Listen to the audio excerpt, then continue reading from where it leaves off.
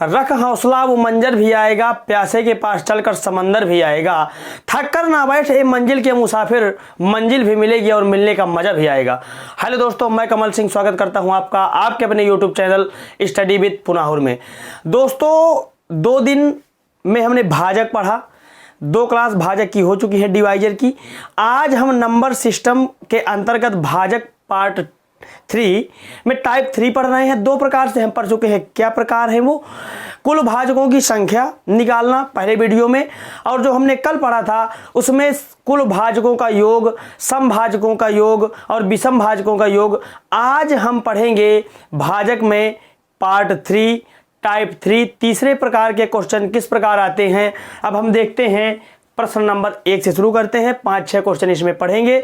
दोस्तों अगर आपने पहले वीडियो ना देखे हो भाजक के 2 वीडियो, तो आप पहले 2 वीडियो भाजक के देख लीजिए, तो ये पार्ट 3 आपको बहुत ही अच्छी तरह समझ में आ जाएगा। मैं उन 2 वीडियो की लिंक इसके डिस्क्रिप्शन में दे दूंगा। चलिए शुरू करते हैं। प्रश्न नंबर 1। दोस्तों प्रश्न 1 कह रहा है कि 2 के पावर 10 गुणे 6 की पावर 7 गुणे 3 की पावर 8 गुणे 5 की पावर 17 के अभाज्य गुणनखंड एवं अभाज्य भाजकों की संख्या क्या होगी। हम सबसे पहले देखते हैं अभाज्य गुणनखंड की संख्या। अभाज्य गुणनखंड की संख्या। अभाज्य गुणनखंड की संख्या निकालने के लिए आपको क्या करना है? सबसे पहले आप इसको लिखिए, जैसे 2 की पावर 6 गुणे, ये तो 2 की पावर 10 है, ये जो 6 की पावर 7 है, 6 अभाज्य संख्या नहीं है। देखिए 6 एक अभाज्य संख्या नहीं है। हम 6 को ऐसे नहीं लिख सकते, 2 की पावर 7 गुणे 3 की पावर 7 इसलिए लिखेंगे क्योंकि 6 एक अभाज्य संख्या नहीं है। 6 एक भाज्य संख्या है। 6 2 से कट सकती है, 3 से कट सकती है, 1 और स्वयं को हटा करके 6 2 ऐसी संख्याएं हैं जिनसे कट सकती है। तो हम 2 को ऐसे लिखेंगे 2 की पावर 10, और 6 की पावर 7 को ऐसे लिखेंगे। 6 की पावर 7 को हम ऐसे लिख देंगे 2 की पावर 7 गुणे 3 की पावर 7 गुणे 3 की पावर 8 गुणे 5 की पावर 17। अभाज्य गुणनखंड की संख्या निकालने के लिए आपको सभी पावर को जोड़ देना है, यानी सभी घातों को जोड़ देना है। केवल यही तरीका है। अगर अभाज्य गुणनखंड की संख्या निकालने के लिए आ जाए तो आपको सभी घातों को जोड़ देना है। देखिए 10 प्लस ये 6 की पावर जो 7 है, ये मैंने बताया कि अभाज्य संख्या नहीं है। इसके 2 और 3, 2 की पावर 7 गुणे 3 की पावर 7, इनको जोड़ना है। 7 प्लस 7 प्लस ये हो गया 8 प्लस 17। अब इनको आपको जोड़ देना है। देखिए 17 10 27, 27 8 35, 35 7 42, 42 7 49। दोस्तों अभाज्य गुणनखंड की संख्या 49 होगी। और जो अभाज्य भाजकों की संख्या है, अभाज्य भाजकों की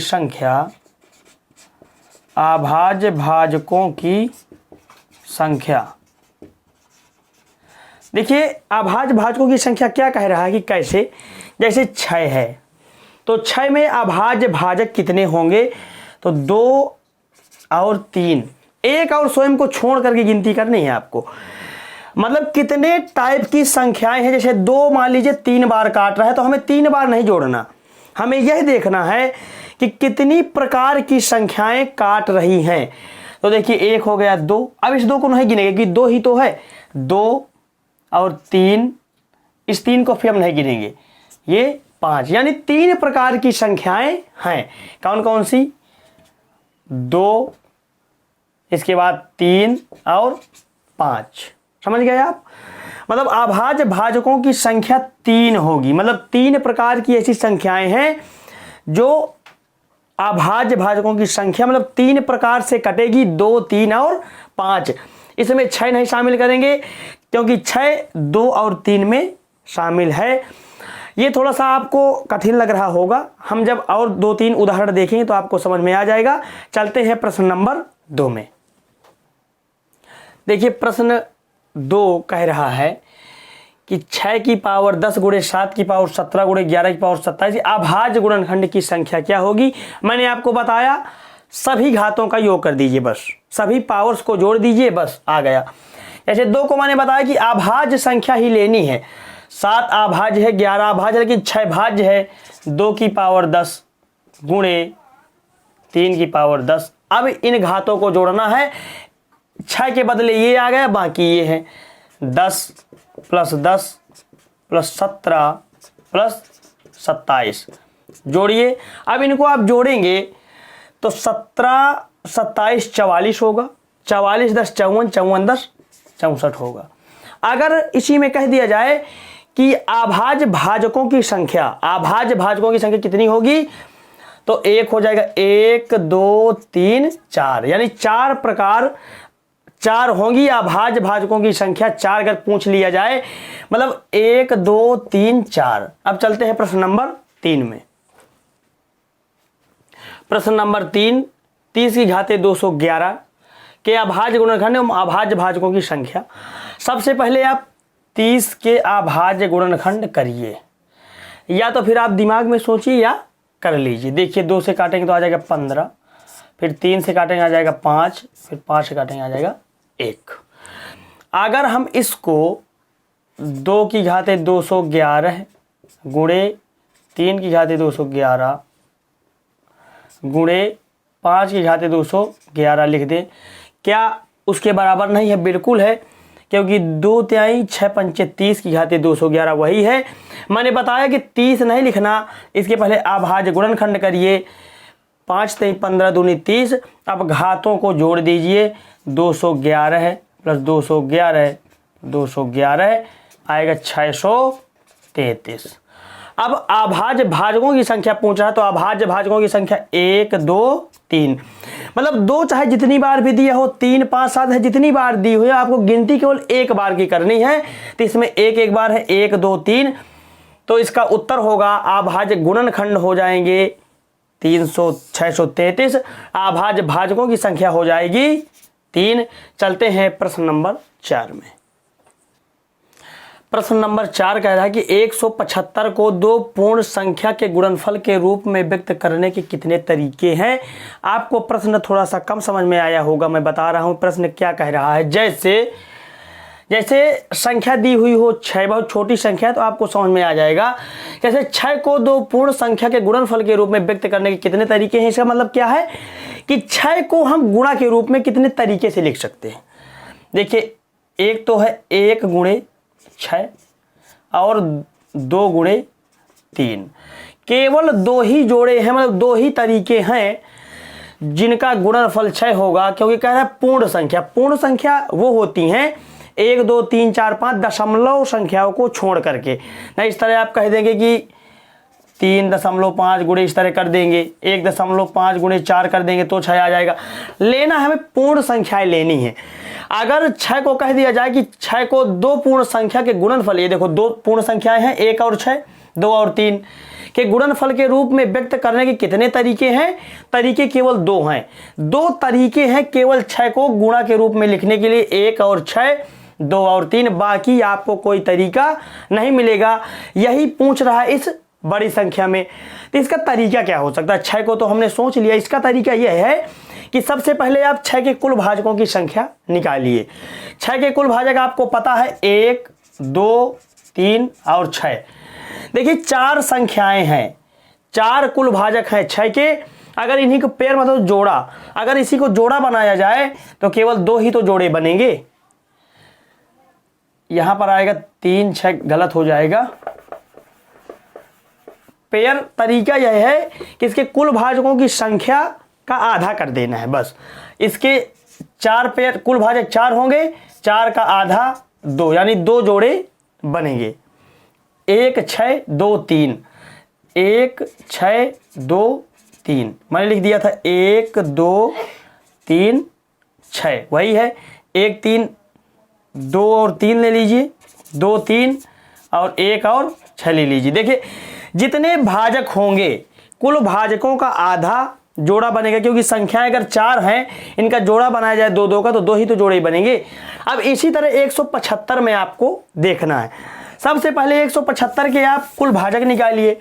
कुल भाजक निकालने का तरीका आपको भाजक की पहली क्लास में मैं बता चुका हूं। क्या है, 175 के आप जो है प्राइम फैक्टर करिए, अभाज्य गुणनखंड करिए। यह संख्या 7 5 12 13 5 से कटेगी, 5 से 5 नहीं 15, 5 5 25, फिर 5 से 5 7 35, फिर 7 से 1। देखिए मैंने आपको बताया था 5 की घाते 2, 7 की घाते 1, 5 2 बार आया, 7 1 बार आया। कुल भाजक निकालने के लिए आपको मैंने बताया था कि पावर में 1 प्लस कर देना है, दोनों में पावर में 1 प्लस करिए, आधार का काम खत्म। 2 1 3 1 1 2 यानी 6 175 को अगर 175 के कुल भाजक देखे जाएं तो कुल भाजक होंगे 6 ऐसी संख्याएं हैं जो 175 को काट सकती हैं, केवल 6 संख्याएं। मान लीजिए 6 संख्याएं कोई भी हम नहीं जानते, तो अगर उनका जोड़ा बनाया जाए तो 6 संख्याओं के हम जब पेयर बनाएंगे तो 3 ही तो आएंगे, यानी पेयर बराबर 3। यानी कि 175 को दो पूर्ण संख्या के गुणनफल के रूप में व्यक्त करने के केवल 3 तरीके हो सकते हैं, केवल 3 तरीके। इस तरह से मैंने समझाया 6 के कि 2 गुणे 3, 6 गुणे 1। इस तरह 175 को व्यक्त करने के लिए केवल 3 जोड़े आप बना सकते हैं, केवल 3 जोड़े ही बनेंगे, क्योंकि भाजक का आधा जोड़ा होता है। भाजक 6 आ रहे हैं तो 3 जोड़े बनेंगे। चलिए एक प्रश्न हम इसी तरह का और देखते हैं। देखिए वो भी यही प्रश्न है जो पहले वाला था। इसे पूछ रहा है कि 180 को दो पूर्ण संख्या के गुणनफल के रूप में व्यक्त करने के कितने तरीके हो सकते हैं। सबसे पहले आप इसे कुल भाजक निकालिए। कुल भाजक निकालने के लिए आपको अभाज्य गुणनखंड करने होंगे। 2 से काटेंगे तो 90, फिर 2 से काटेंगे तो 45, फिर 3 से काटेंगे तो 15, फिर 3 से 5, 5 से तो 1। देखिए 2 की पावर 2 इंटू 3 की पावर भी 2, 5 एक बार आया है। कुल भाजक निकालने के लिए मैंने बताया कि पावर में 1 1 प्लस करिए, सबकी पावर में 1 1 प्लस करिए, आधार का काम खत्म। 2 1 3 गुणे 2 1 3 1 1 2, 3 त्रिकाई 9 दूनी 18 कुल भाजक होंगे। यानी 18 कुल ऐसी संख्याएं हैं जो 180 को काट सकती हैं। 180 को कुल 18 संख्याएं काट सकती हैं। और अगर हम देखा जाए कि दो पूर्ण संख्या के रूप में, पेयर के रूप में, जोड़े के रूप में अगर देखा जाए तो हमें 18/2 कर देना, क्योंकि 18 संख्याएं हैं। जब जोड़ा बनाएंगे तो जोड़े बनेंगे 9, कुल पेयर बराबर हो जाएंगे 9। इस प्रश्न का उत्तर 9। दोस्तों आज से गणित, हमारी बेसिक गणित जो थी, 1 हफ्ता हो गए हैं और हम अगले 1 हफ्ते अब जीएस पढ़ेंगे, बेसिक जीएस। उसमें इतिहास, भूगोल, राजनीति सब पढ़ेंगे। ये 1 हफ्ता हमारा पूरा हो गया मैथ का। अब हम इस पूरे हफ्ते पढ़ेंगे जीएस। दोस्तों अगर वीडियो अच्छा लगा हो तो वीडियो को लाइक करिए, चैनल को सब्सक्राइब करिए, अपने मित्रों को शेयर करिए। मिलते हैं कल अगले वीडियो में, तब तक के लिए जय हिंद।